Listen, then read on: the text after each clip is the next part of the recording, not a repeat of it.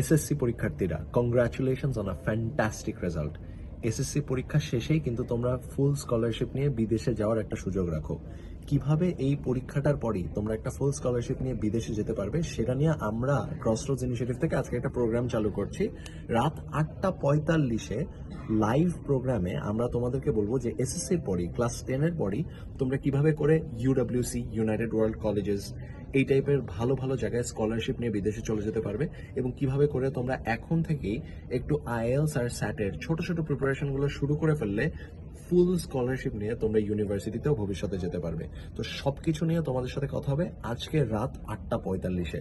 Congratulations, যারা result ভালো করেছো তাদের জন্য তো অনেক সুন্দর সুখবর আছে, যারা রেজাল্ট খারাপ করেছো তোমাদের জন্য কিছু সিক্রেট আছে কিভাবে করে তোমরা কয়েকটা অন্য পরীক্ষা দিলেই এসএসসিতে খারাপ করা থাকলেও বিদেশে যেতে পারবে। তাই দেখা হবে 8:45-এ আজকে রাতে, @ক্রসরোডস ইনিশিয়েটিভ ফেসবুক পেজ।